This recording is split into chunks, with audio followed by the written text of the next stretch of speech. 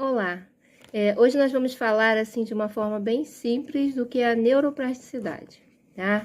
Mas o que é a neuroplasticidade? A neuroplasticidade é a capacidade que o nosso cérebro tem de se reorganizar, né? De se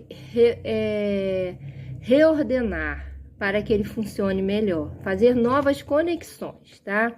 E esse processo de neuroplasticidade, né, uma palavrinha que a gente engaja um pouquinho para falar, ele faz parte de todo o desenvolvimento humano, tá?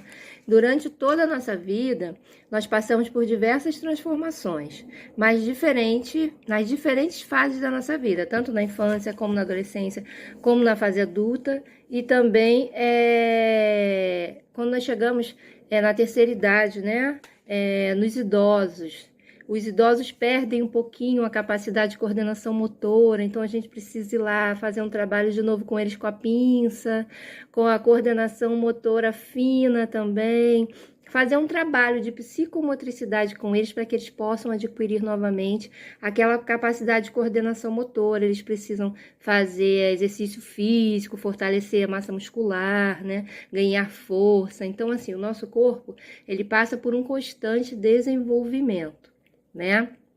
Nas crianças, o cérebro tem uma capacidade muito mais eficiente, né? Muito mais rápido de se organizar, de criar conexões entre células cerebrais, tá? Entre os neurônios, tem um funcionamento muito melhor, né?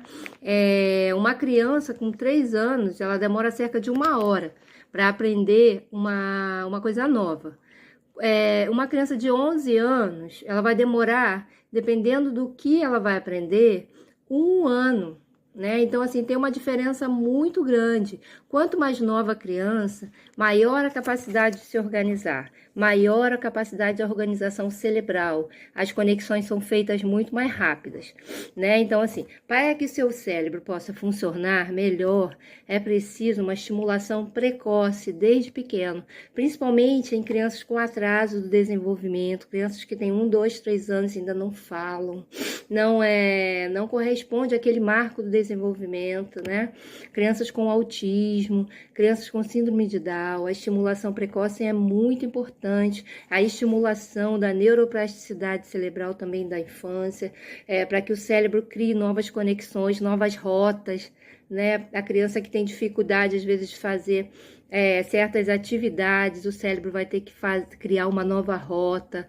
Então, assim, a estimulação é muito importante. Vamos falar um pouquinho sobre algumas atividades que estimulam a neuroplasticidade, tá? Uma delas é o exercício físico.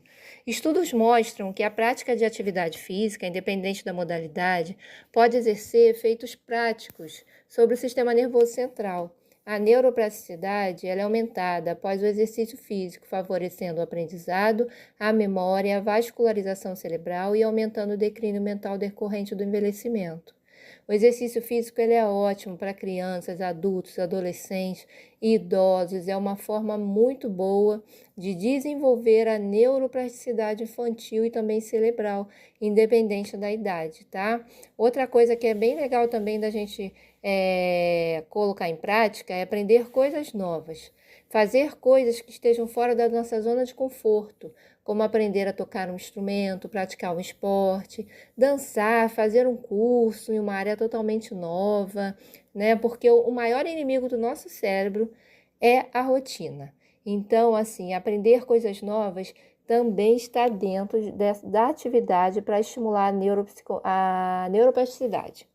Outra coisa é a alimentação saudável. Existem alimentos que são consideráveis brain foods, porque são comprovadamente eficazes no estímulo da neuroplasticidade. Entre eles estão os peixes gordurosos, como salmão, truta, atum, arenque e sardinha. Todos esses peixes são ricos em um ácido gráfico, ômega 3, utilizado pelo organismo para construir células cerebrais e nervosas, essenciais para o aprendizado e a memória, né? Outra coisa muito importante também é o sono, a quantidade e a qualidade do sono que essa criança tem, esse idoso, esse adulto, esse adolescente, né? O sono é muito importante, o sono é um período restaurador essencial, sem o qual ocorre um pico de atividade por muito tempo, que impacta diretamente na neuroplasticidade, ou seja, na capacidade do cérebro de criar novas conexões, né? Então, a gente pode falar um pouquinho também sobre a leitura, né? A leitura é ótima para idosos, a leitura é ótima para criança, para estimular, para desenvolver hábitos saudáveis, né? O hábito da leitura estimula as sinapses, né? E permite que as pessoas tenham capacidades mais rápidas de aprendizado. Segundo alguns neurocientistas, né? A leitura, assim como qualquer outra atividade, tem de ser feita com prazer, pois a motivação é que provoca mudança no cérebro e ativa a neuroplasticidade. Então é importante que você leia, mas com prazer. Como fazer isso com uma criança? Precisa estar oferecendo para ela desde pequenininha.